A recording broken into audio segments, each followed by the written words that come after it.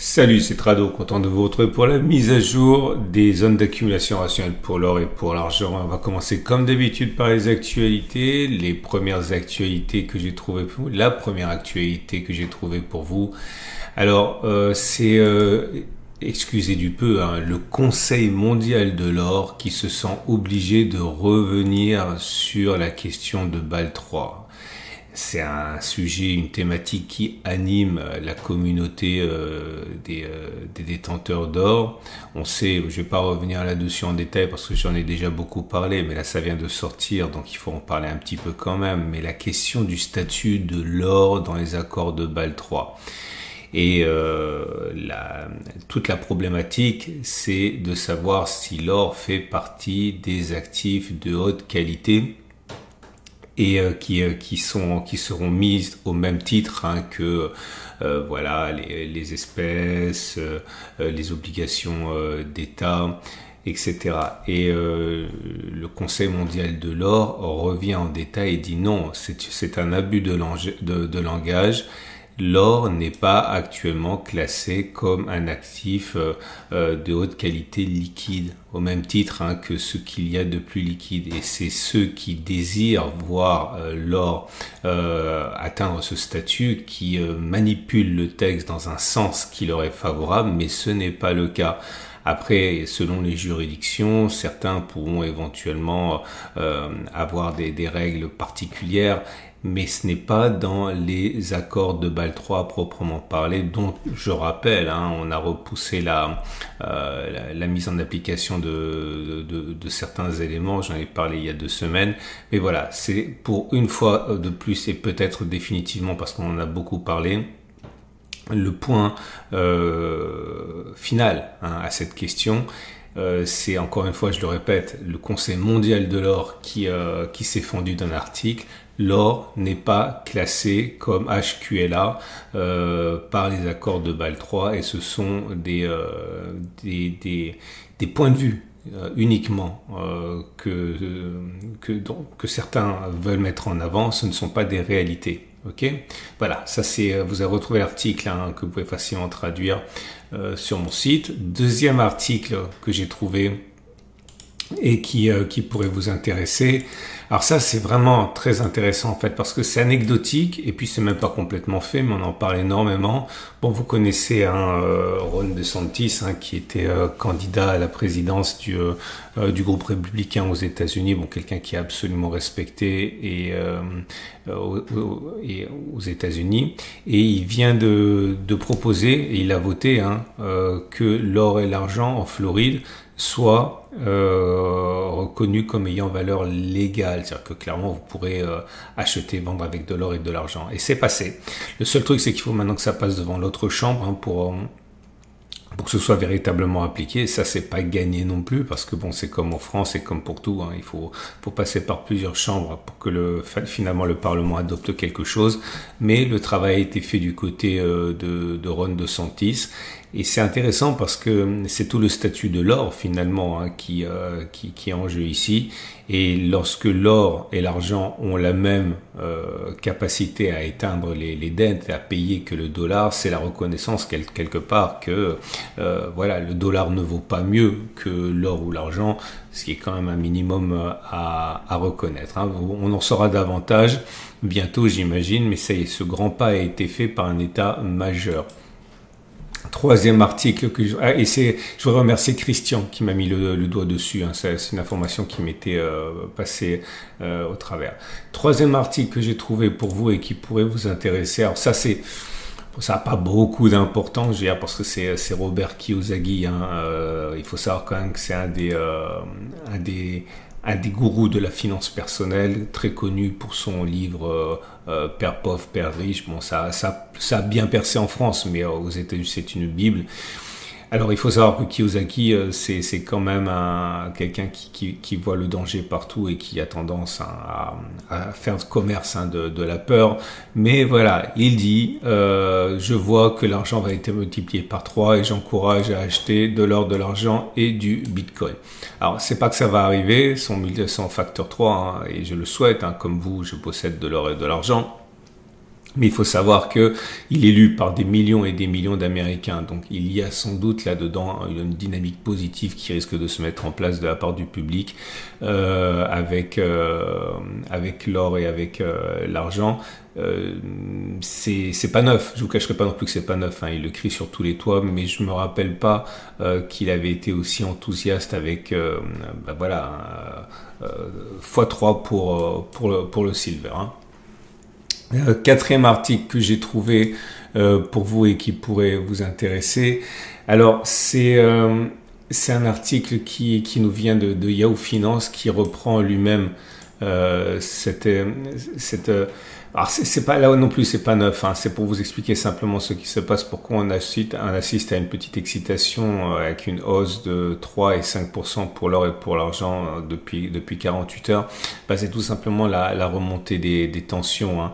D'un côté, les États-Unis qui accusent la Chine de ne pas respecter les règles, de côté la montée du conflit entre la Russie et la Crimée avec les attaques militaires qui ont été portées sur le territoire russe, etc.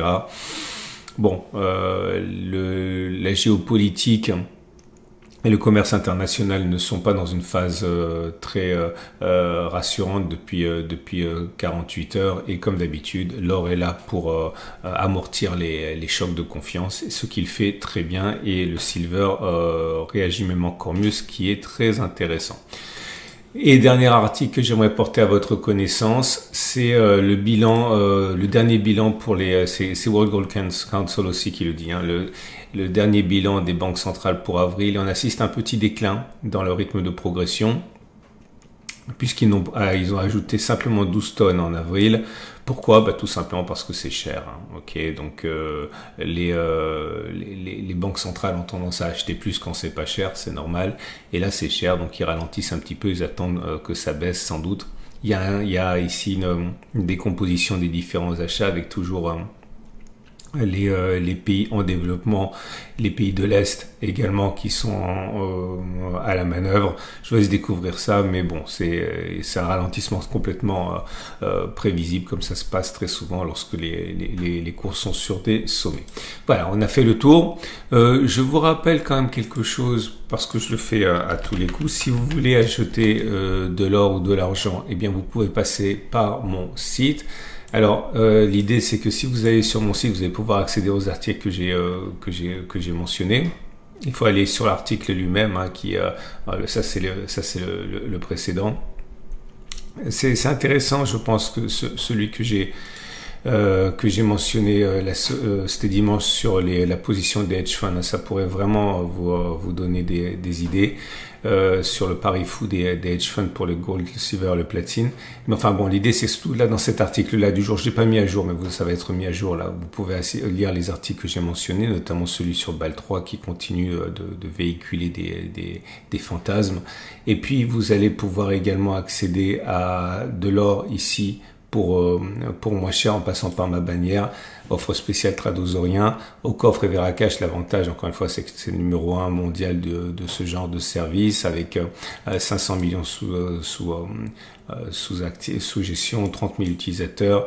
Et actuellement, pour prendre la température, si on regarde la valeur du Napoléon, qui est quand même la pièce la plus emblématique, eh bien le 20 francs est actuellement à 560 €.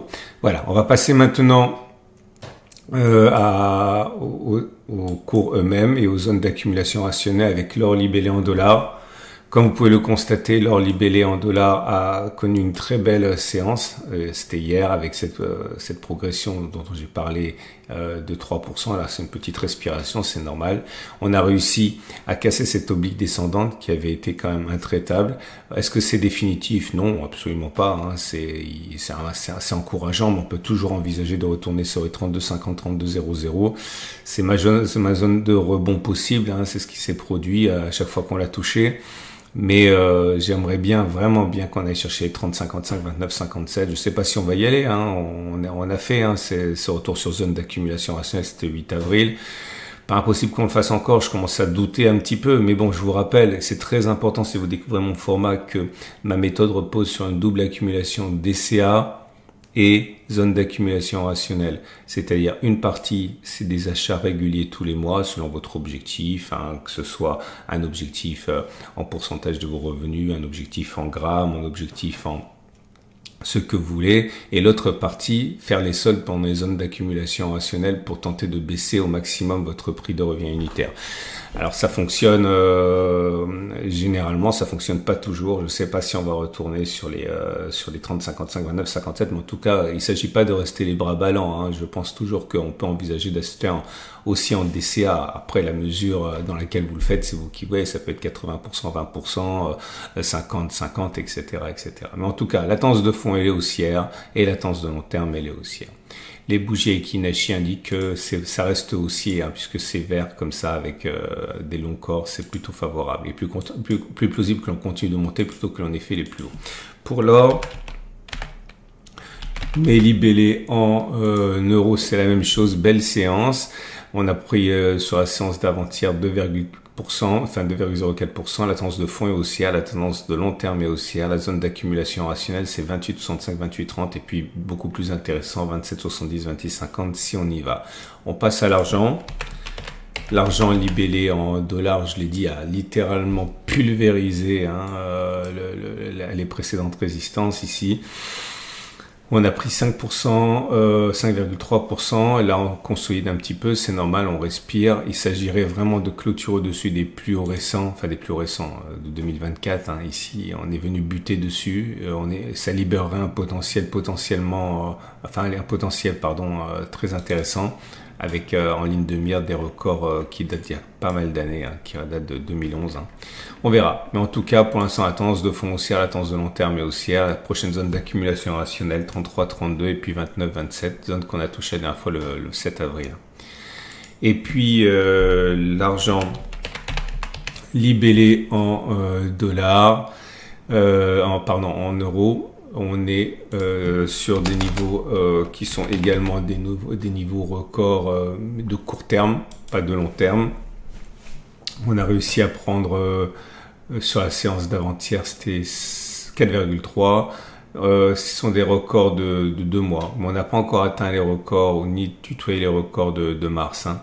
La tendance de fond et la tendance de long terme est aussi la tendance de fond est neutre parce qu'on est au-dessus de la M50 mais elle descend. Zone d'accumulation rationnelle 29-28 puis 26-3, 24-2 qu'on a touché le 7 avril. Voilà, on a fait le tour. Je vous remercie pour votre fidélité. Je vous remercie pour les messages très sympas que vous mettez. Je sais que, j'ouvre une parenthèse, j'ai tendance à avoir un discours quand même beaucoup plus mesuré que certains voudraient que j'ai, mais c'est aussi quelque part ma responsabilité de pas, passez-moi l'expression, vous vendre du rêve et faire passer mes fantasmes pour des réalités. J'essaie toujours de rester factuel.